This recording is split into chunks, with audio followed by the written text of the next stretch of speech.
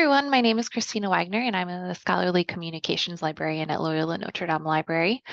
This is my project implementing a scalable handwriting text recognition program at LNDL. Loyola Notre Dame Library, or LNDL as we call it, is a little bit unique in the sense that we serve two universities, Loyola University of Maryland and Notre Dame of Maryland University. We provide information services and resources to support the academic programs and educational concerns of both of them. In 1968, the library was founded by both schools, and the library is an independent academic library. We are a 501c3 nonprofit organization. We have a board of directors that includes representatives of both of the universities as well as 6 non-affiliate members. We have a total student population across both schools at almost 6,000 FTE. That is roughly a 70-30 split, with Loyola having a slightly larger enrollment. We're also part of several consortiums, including USMAI, which is the University System of Maryland and affiliated institutions, which encompasses pretty much all of the higher education schools across the state. Because of our unique setup, I wanted to talk a little bit about our archives and our collection that is available there. So we have 3 groups of material available in the archives. The first being the University Archives of Loyola and Notre Dame. These things can come from departments, individuals, or student organizations, and they document the administrative, academic, and cultural history of both schools.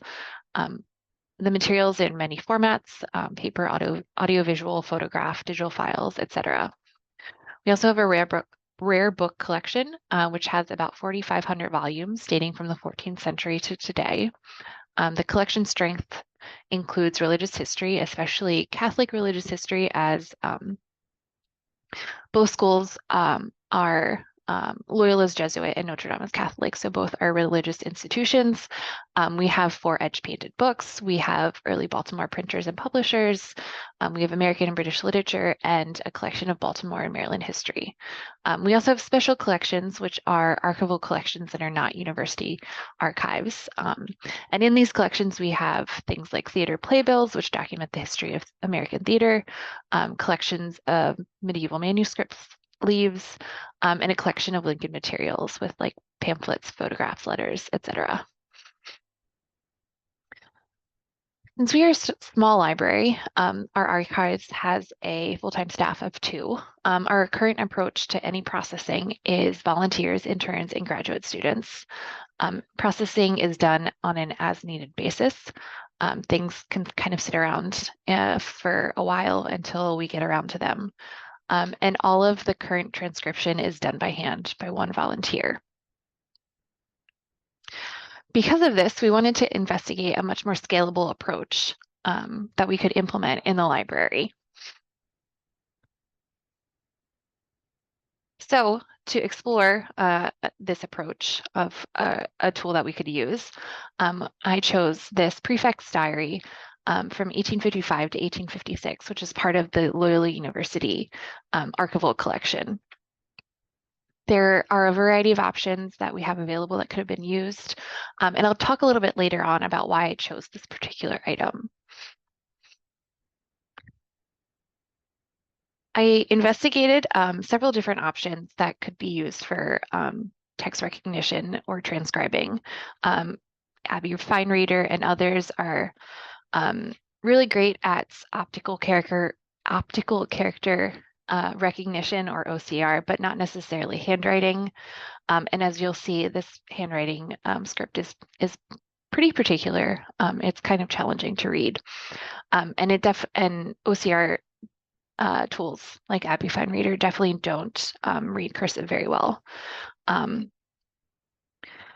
I wanted to stick to something that was freely available. We don't have a lot of funding to put towards expensive packages. And a lot of the open source things that I looked at were available on GitHub and had to be downloaded and launched through some coding that was a little beyond my skill set at this point. So that's why I went with Transkribus. This is an AI-powered platform for text recognition, image analysis, and recognition of historical documents. It's really easy to use. The process is literally just uploading an image, recognizing the text, and then choosing a model to use to analyze the text that's available. There are several pre-programmed models already available, so don't have to worry about learning how to train an AI model. And then the free pricing model was really beneficial as well. Free accounts allow for up to 100 credits a month. Handwriting analysis is 1 credit per page. Printed analysis is half a credit per page. Line recognition is a 1/4 credit, and then tables are 1 credit. So 100 credits was more than enough for me to get through this 25-page diary. I chose one of the pre-programmed models, as mentioned before. I chose the English Eagle model, one of the models that's available because it recognizes English text. There are a variety of models available, some of them that are focused solely on Germanic or other languages like Eastern European, Russian, that sort of thing. And so I wanted one that could be utilized and actually understand the language of the diary that I was working with. And I also chose it because it had the highest accuracy rate of all of the available ones at 8.3%, which is not great, but in the scheme of the ones available, the highest. So the first iteration of this diary, I uploaded this page and I ran through the recognition. And after a few minutes, I got the text output on the right side of the screen. As you can see, the image is a little grainy, a little blurry, kind of challenging to read. And as such, the text that was transcribed from the page is not great. There's a lot of pretty clear things that stand out that are not real words or real places or real things. I think I went into this thinking that I could just upload everything, scan it through, have the transcription come out, and then be done in a day or two. I didn't really anticipate the fact that I would have to go through this process a few times to get to a point where I could actually have something that was slightly more workable than this. So I went back and I refined the technique. I went in and edited all of the images I had of all of the pages and I changed the contrast. I sharpened brightness. I zoomed in as close as possible to try to make the diary pages as readable as possible. And so in this second iteration, as it went through Transkribus, the transcription that came out of it is a lot more readable, a lot more understandable, and much closer to where it needed to be.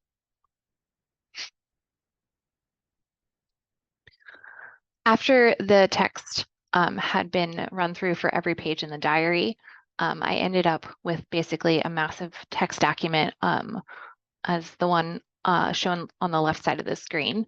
As you can see, there's quite a few mistakes, mostly related to names and things like that. And so I went through and I did some cleaning on the text. I broke it out into each individual day, each individual page. I went through and I looked at the text that I had, the image that I took of it, as well as the output that Transkribus gave me, and went line by line to clean up anything that I could come up with to make it much more usable.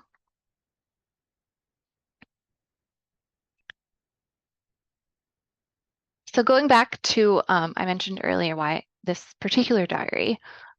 So we have a variety of things available, but one of the things about this particular item is that it is from 1855 to 1856.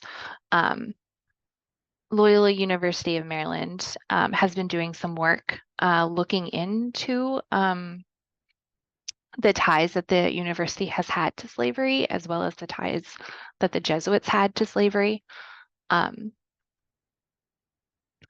We have a task force that is investigating the Georgetown University 272, or the GU 272, which was a sale in 1838 by Maryland's Jesuit priests who sold hundreds of men and women and children to Southern plantations. And they used all of the money to construct Georgetown University and other educational institutions, including Loyola. It's also in some research that has been done. It is very Loyola Jesuits also rented servants who were most likely enslaved and benefited from labor. So they definitely had a big tie to slavery.